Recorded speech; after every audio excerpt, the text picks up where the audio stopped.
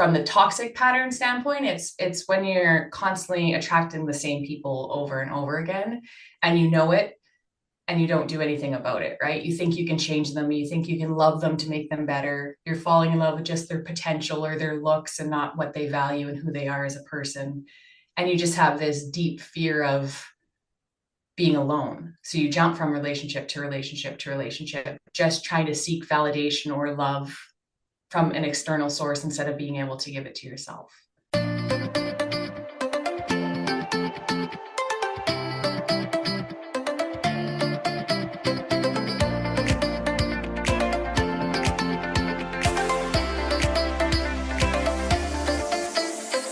This is Find Joy with Joyan Season 2, where joy gets stronger, our community gets bigger, and together we become better versions of ourselves in a world full of limitless possibilities. I'm your host, Joyan Chan. And every Wednesday, we bring you inspiring stories that will light up your soul, powerful message that will make you go wow, and fun conversations that will crack you up with me and my special guests and friends. And it's my personal mission to empower you to live and lead a life with joy. If you are new here, this podcast is for you if you are looking for more joy, courage, passion, and purpose in your life. We dive deep into mindset mastery, spirituality, love and relationship matters, and how to manifest more success and abundance in all aspects of your life, however that looks. This podcast has got your back every step of the way. Now, without further ado, get ready to laugh, learn, and live your life to the fullest. Joining us today is a certified trauma-informed dating and pressure coach. She's also the visionary behind Heartbreak to Healing, a 12-week coaching container designed for women to help them navigate the dating world with self-love as their guide, using a blend of embodiment practices and breathwork. Once crowned the queen of self-abandonment, she now aspires to be the supportive big sister she yearned for during her own healing journey, offering guidance in the realms of sex, love, and relationships. So guys, help me welcoming the conscious dating and pressure coach, breathwork and somatic healing facilitator, Kari Assoignon. Welcome to the show. Yeah, thank you for having me. I'm excited to be here. So excited to have you here, and I know this is one of the topics that I am excited to learn more about. I know my listeners as well. So it's all about how do we heal ourselves so that we can attract a partner that we deserve, right? So the first question that I have for you, you call yourself the conscious dating and pressure coach. So what is conscious dating to you? So conscious dating is really having an awareness and bringing that into as you're dating, awareness of what's going on in your body, what it feels like to have a yes or a no in your body. And it's really having that awareness as you're getting to know people, if you're getting triggered, to be able to catch yourself in those moments, and process through from yourself instead of making your partner be like, oh, you're triggering me, you can't do such and such, right? And being able to really have that awareness within yourself. So consciousness is just the awareness that you have within yourself and taking full responsibility for everything that's happening, right? And not just going along for the ride. So it's really taking control. Yeah, I love that. So you mentioned about trigger. So let's say in a relationship, right? Let's say I feel triggered by my partner. In that moment, what do I need to know and what do I need to do? I think if you're being triggered by your partner, one of the things to do is first acknowledge it, right? Like, what does a trigger feel like in your body? Where are you feeling it? And then also not really engaging, like having that awareness to be like, okay, triggered in my body. Where does that feel? How can I sit with that? And then letting your partner know as well, like, hey, I'm getting triggered by this. I'm going to sit with it and work on it. And then I want to have a conversation later about it, right? So you're not in the heat of the moment, right? You're not in defense mode or trying to protect yourself or attacking your partner. It's really having the awareness to stop and take some time and sit with it and process it through yourself. And then have that conversation afterwards, right? Because your partner deserves to know too what's triggering you, because they're not doing it intentionally. And then how they can help you through that process, right? So Interesting. So how do they actually help us through that process? well, typically when we're triggered from things, it's something that's happened in our past. And usually it's something that's hurt us or made us scared or something along those lines, right? And when you get to the root cause of it, there's usually a fear of that happening again, a fear of abandonment or a fear of being judged or a fear of not being loved. And so being able to get to the core with yourself and then speak to your partner about that, they can reassure you that you're safe, you're loved, you're wanted, right? And being able to hold you in that space and being like, it's okay to feel these emotions here, and I'm here with you. Yeah, well, I mean, of course, I mean, but the thing is, not every partner, not everyone, right, are conscious or they know how to hold space for the other person. So, Yeah. yeah, we all have work to do individually. So, why are you so Mhm. passionate about the work that you are doing today? What got you into? What is your story? So this work kind of found me. I was against it for a while. I was just living a life of pretty much as being a chameleon for what I thought everybody else wanted me to be. I didn't have any connection to myself. And so I was continually dating the wrong people, attracting the wrong energies. And I just was completely disconnected from anything within myself. So I hit pretty much a rock bottom. I was just fed up with poor relationships, getting my heart broken, wasted energy. And I just needed something more. So I went on this deep inner healing journey. And I totally thought I would be coaching around something different. But they say that you're best at leading people on the journey that you went through. So I've been through that journey, and I've experienced quite well. So that's kind of the people that find me, right? They want to know how to get through that process. And since I've done that, and now I'm in an incredible, loving, supportive relationship, I feel like I've kind of gone through the whole process to be able to guide them. So, What was some of the work that you were doing during that journey to help you heal and also empower you to be able to help others today? I kind of came to a rock bottom where I had lost someone really important in my life. My grandma had passed, and I had a really close relationship with her. And so I just, when you're facing or encountering death and you just start questioning everything, right? Like, how do I want to feel on my deathbed? What do I want to reflect back on in my life, right? And so from that, all of the answers I had, I wasn't living that life.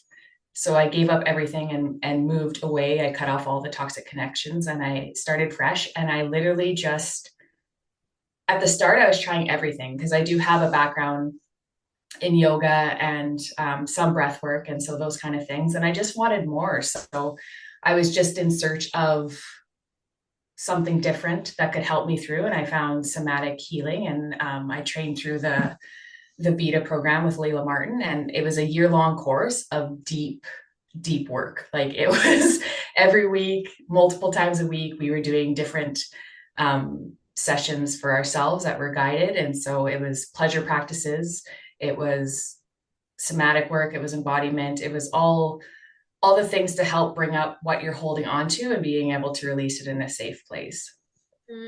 Yeah, that is interesting. So, and you talk about self-love a lot in your work. So why do you believe self-love is so important, especially when we are single or when we are dating? I think it's the key to everything, right? Like, you need self-love on your own just to be able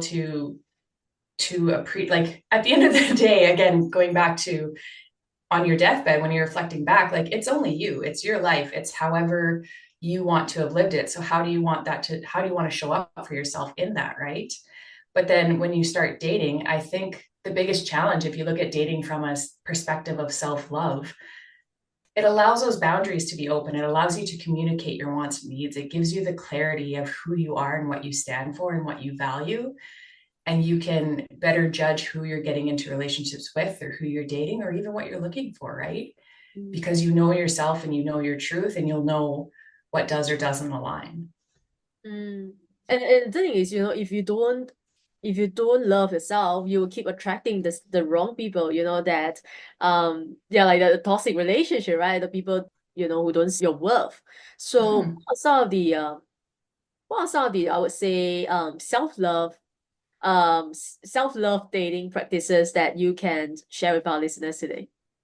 For sure. I love this question. And it's very individual. It's what works best for the people. But I think the first step in any type of healing process or self-love or anything is just awareness. It's really starting to catch yourself in the moments when like you start having negative self-talk. So if you're putting yourself down and catching yourself in that, right? And taking a moment to pause and just pick a different perspective, right?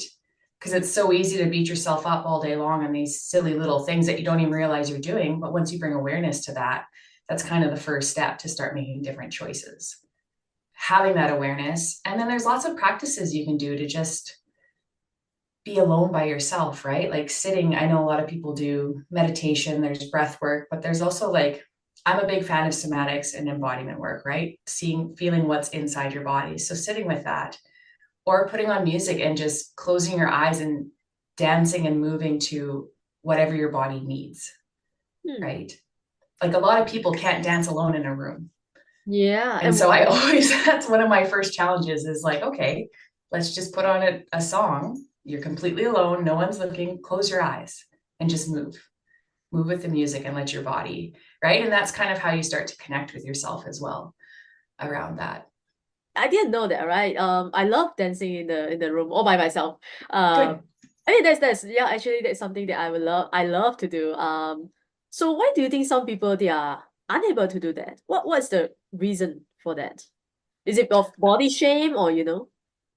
I don't think it's body shame. I just think it's a lack of connection to themselves, right? To feeling into their body. And when I say dancing alone in a room, I don't mean like choreography and things and what looks good and like seeing Yeah. yourself in mirrors. I mean, like really letting your body move to whatever you want it to move to, right?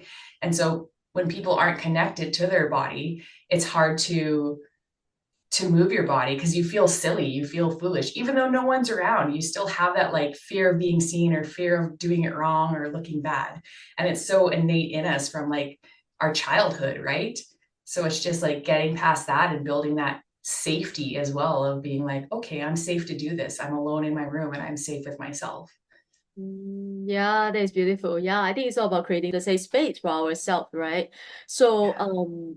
so what advice would you have for people who are struggling with self-love right now? Maybe they are single, right? Let's say they are single Mhm. and they're struggling with self-love and they don't think they are worthy of love. They don't think they deserve anyone better, you know. So what would you Mhm. tell them? I think there's some practices to do, and this is kind of where a coach comes in handy because it's like a third party that doesn't know all your stories, and it's what stories are you telling yourself, right? What stories do you believe in about relationships? How were you raised? Like what relationships were you able to view as you were growing up between your relatives, your parents, if you were raised by a single mom? Like there's all these narratives that other people put on our lives that we just kind of believe. And so as we're going through that, it's okay, well, why do you believe that? At what age did you start believing that? And what is it true for you, really? Now that you're much further, much older and down the line with different experiences, is it actually still true for you? And can we change that narrative? Mm. Right. And somehow always bring it back to love. Right. Yeah, so true, right? I in my younger days, I used to believe that all good men are, you know, are taken, right? Yeah. That's That's all such a my common beliefs. one. Yeah. Funny now that I think about it. Yeah. Yeah. So, And what do you believe now? wow, that's already a very deep. What do I believe now? Um, I believe they are not all taken. Just that. Oh my God, that's a tough one. Yeah, really, I have not thought of that. It's all Okay, good. And they not to are put you not on the all spot. taken. Yeah, no, that's very interesting. I want to know the answer, right? But yeah, now I believe Mhm. not they are still available, right? There are still many Yeah. women out there. So yeah, Mhm. that's what I believe right now. Yeah. Yeah. So how Love do you that. help people change the beliefs? You know, because it's a belief, right? They have been believing it for so long, for so many years. How it's really so hard to change, right? Sometimes. How do you help them change the beliefs subconsciously? So that's kind of where the somatic work happens, right? So kind of in the example that you just had, when you pause to think about that, right? There's probably a reaction of some sort in your body that kind of you felt something somewhere, right? And so it's really dropping into that sensation like as you're pausing and trying to think of it, okay, where am I feeling that? Is my heart tightening up? Is my throat closing? Do I have like butterflies in my stomach? There's different body sensations that come up as we're getting the questions and doing that, right? So it's paying attention to those and then really dropping into those and seeing what purpose they have, you almost giving them a voice. And so what purpose is that serving you to have that belief? And Mm. typically underneath all that, there's usually fear, but then underneath that, it's like it's protecting you. It's protecting you from either getting hurt again or getting embarrassed or being ashamed. There's a lot of protection mechanisms that we have that we've learned along the way every time we're hurt, right? Mm. So Yeah. that's kind of what those beliefs stem from over time. So once you go into it and you can feel those, it's really interesting because you almost soften into it. You're like, okay, I understand why you're here. Um, and it's okay to move on past that, right? So you, as the client, get to decide what you want to do with it. And sometimes we can release it, sometimes we can repurpose it to protect you somewhere else. And sometimes once you even just acknowledge it, it just releases for you. Yeah, yeah, exactly right. I think again, it's all about being aware of it because the truth will set you free, right? Yeah. So Exactly. now I want to talk about your coaching container is called Heartbreak to Healing. So does it mean that you are taking people who just went from heartbreak or just break out from their past relationship, their previous relationship, and does it mean that you are taking them through the journey to healing? Yeah, it's kind of a healing journey on its own, but the clients that have been attracted to me, because originally I was going into dating and what I was finding was there's almost like a stage before dating where all of the stories are being involved in, right? Where clients are coming to me and, maybe they're scorned by past relationships. And so before they even get to dating, we need to work through those stories. We need to work through the heartbreak. We need to work through all of the baggage that they're carrying so that they can get to a place where they can open their heart and be receptive to going out to date and have fun and do it from a self-love perspective. Because if they're not doing that work ahead of time, when they're going into the dating world and you deal with ghosting and rejection and just things not working out, they take it so personally, right? Mm. There's something wrong with them. It's got to be their problem. It's always coming back to what's wrong with them. And so doing that work ahead of time really brings you back to be able to adjusting your narrative to being like, it wasn't me, it was whatever was with them. And there's someone out there for me. So to really enjoy dating instead of dreading it. That's the goal. Oh, yeah, that's so interesting. You mentioned that there's a stage before dating, like going out and date again, right? Mm-hmm. Or in a relationship, because there are so many people who are just, they just came out of a relationship and they jump straight into the next one and, with the same type of person, but I mean, with a different body, right? Similar patterns, right? Because it's their pattern that are attracting the same type of partners. So it's Yeah. important that you now mentioned there is a stage that we have to, there's where we do the work, there's where we heal and do some reflection of our past relationship and then ask ourselves, what do I want now, right? I believe that's Mm-hmm. what that we are talking about. So okay, so let's say someone just experienced a heartbreak. So how do we begin healing after experiencing a heartbreak? What does it look like? I love this question. Uh, So, first of all, there's no quick fix. Just say yeah. that right now. There's no magic button to push. But one of the things I really encourage and I hold space for is to feel all of the emotions as they come up, right? You want to feel the anger. You want to be able to express the anger. You want to be able to express the sadness. And especially women were taught from such a young age of like, don't have those emotions, don't show them, don't express them, and just kind of suppress them. But then you're not able to complete the cycle, right? You're just continually holding that in. So I really recommend, and one of the things I do is like have a rage ritual, put on like this grunge music and just like dance however you want to dance, punch some pillows, throw a tantrum on your bed, like get the anger out. And then underneath that, you can soften and go to the next emotion, right? So there's all different levels, but really being able to sit with yourself through them all speeds up the process because you're not abandoning yourself through that, right? Really? Okay. Yeah, because now when I think back about, when I was experiencing heartbreak, it was terrible. Like I couldn't go to work. I just stay at home and stay in bed, and I Yeah. just cry and keep crying and crying and crying and crying. And once I cry all out, then I felt better. I believe Mhm. that's what you mean by letting yourself feel where the emotions, right? Embrace the emotion and just go through the process, because there's nothing else we can do, right? Well, there is a difference there. I'll interrupt that for one quick second just to clarify. Like, yes, I want you to cry and have the anger and go through all of the emotions, but it's also when you are sad or in your sadness, you have like what's almost like a downward spiral, right? You just start thinking all of the negative thoughts, what you could have done better, all of that stuff. So there's awareness in that too, that you want to catch yourself going into those downward spirals, right? You don't want to keep going down and down and down and just getting darker. You want to really catch those in the moment and then try and almost spiral back up. And that's something I coach around as well.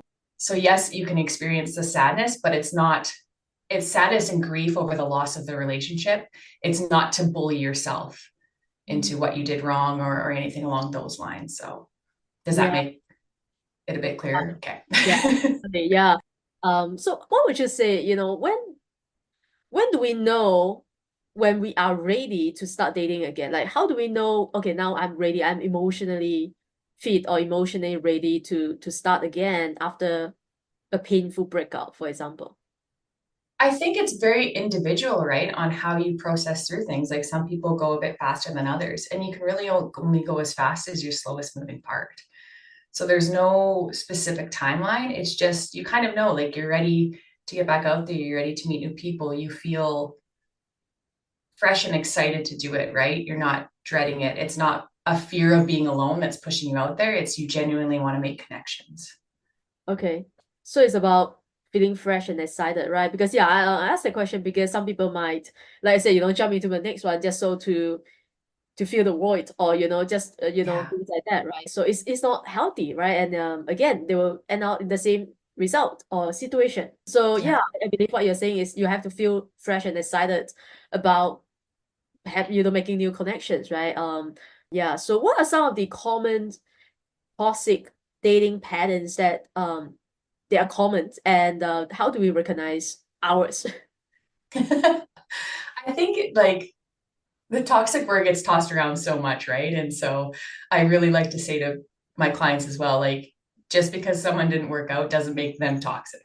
I just want to clarify that as well because two people can just not connect and not be compatible.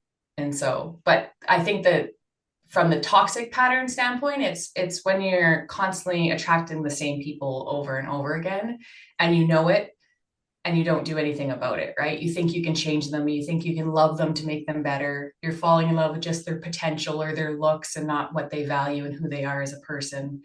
And you just have this deep fear of being alone. So you jump from relationship to relationship to relationship, just trying to seek validation or love from an external source instead of being able to give it to yourself.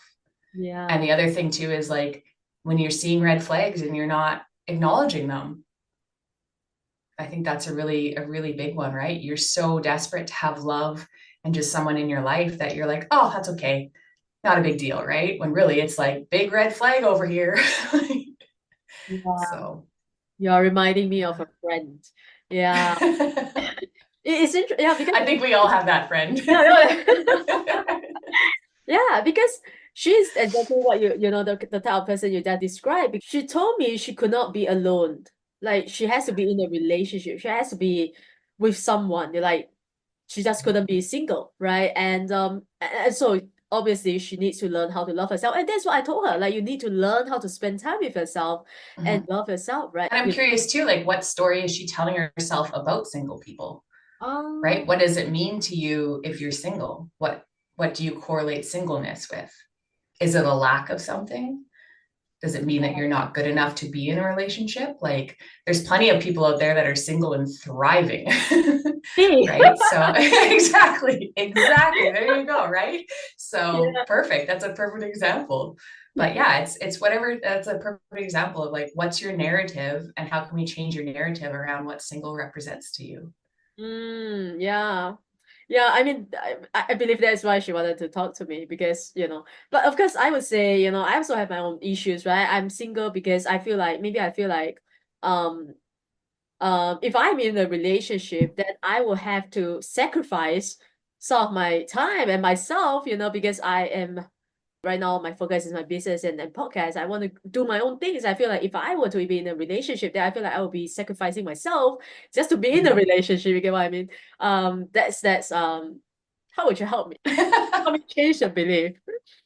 Well, I don't think we have enough time to kind of go through it, but I think we'd really just like digest into that deeper, right? What does sacrifice mean to you? How does your body react when you think of that, right? Like when you think of someone coming into your life and asking you to compromise on your time and give more to them and kind of give up a bit of who you are, right? Do you feel like a tightness or something reacting in your body as Mm. you think of that scenario? Um, Definitely, I would say my heart space. Mm-hmm. Yeah. And And so in that process, we go into the heart space and we kind of see like, okay, what does this mean? What is this representing? And how can we work through that? Right. So it's a bit more, it's deeper yeah. than what we can do right now, but that's really what it is really any of the stories that you're finding you're telling yourself is sitting with that, feeling where it is in your body and then going from there, right? And just Why having is that it so awareness. important to, sorry to interrupt you, but why is it so important to locate where the feelings are in our body? It's just part of the connection to the mind body, right? So when you can actually express where they are and what you're feeling, and then you can almost drop into it, right? So we want you to almost become that feeling and see what it has to say or see what it's doing and why it's there, right? A lot of people, it's either a color or a vision, or like it can be like a rock or a wall, like something that's blocking them that's like indestructible. And so that also represents like the sensations around it, right? If you're feeling blocked, if you're feeling like you're walled in or you can't get over to where you want to be, right? And all the colors are associated as well. Like it's really neat when you drop in the textures, the colors, the sensations.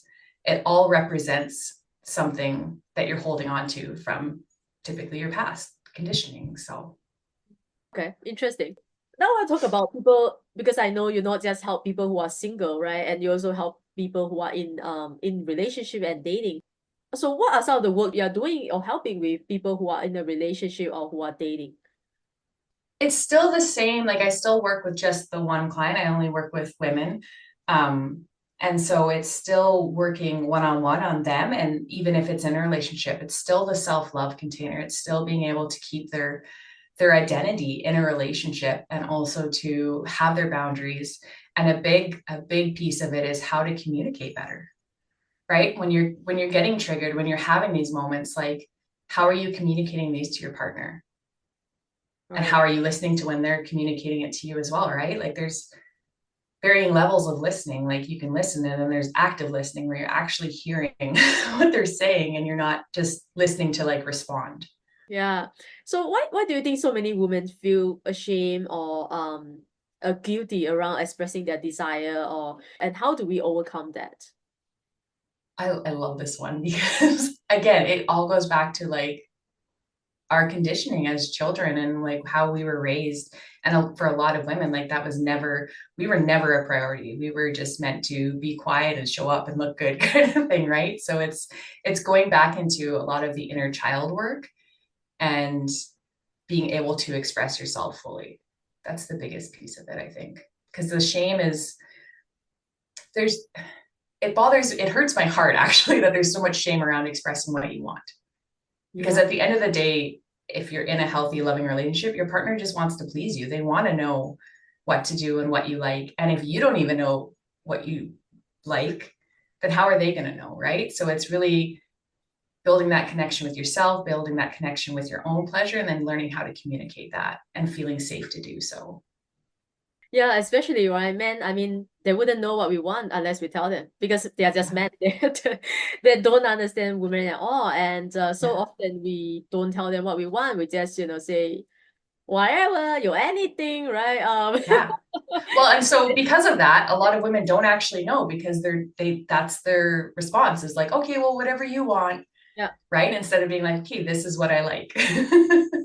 Try this, try that, like play around, have fun. But it's a lot of women go along with whatever the men want. And it's more male focused in the pleasure.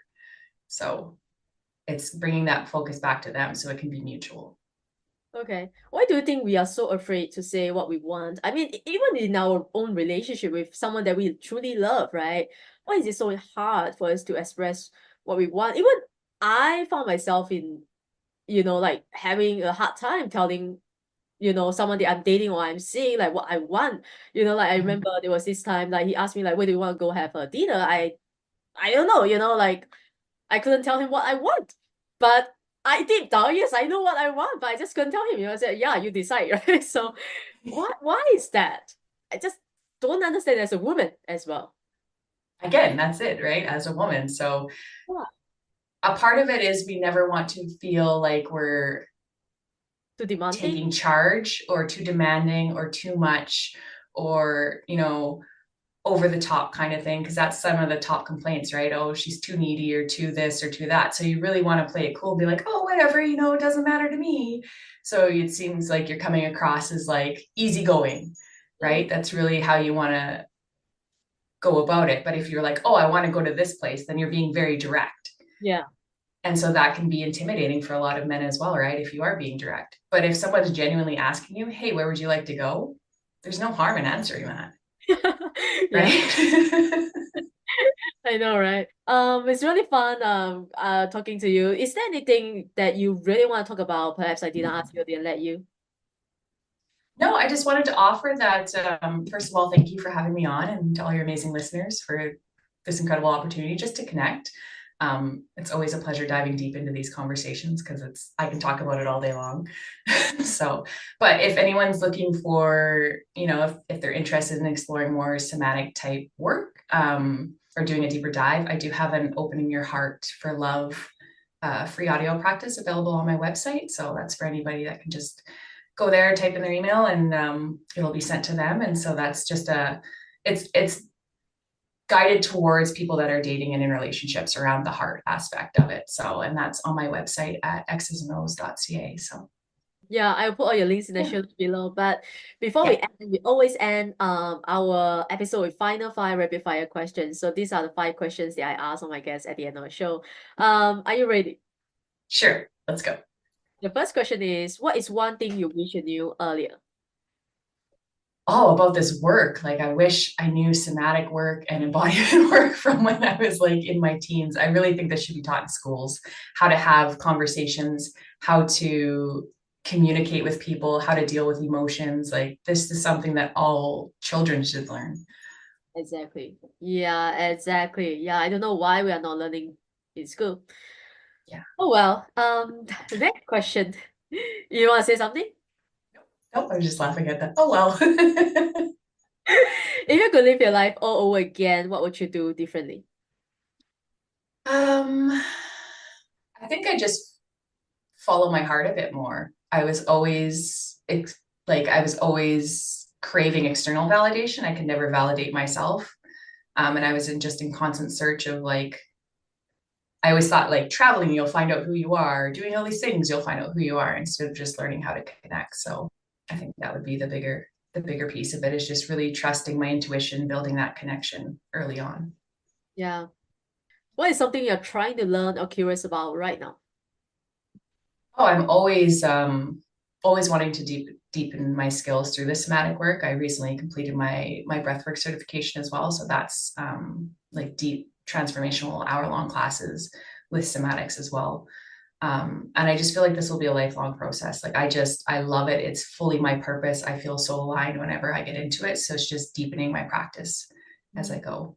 And I think all coaches need coaches as well. So Yeah, absolutely. Absolutely. Yeah, if you're a coach and you don't have a coach, I mean, it doesn't make sense, right? I mean, yeah. because you don't believe in coaching, right? Because we all need a coach. I also have a coach.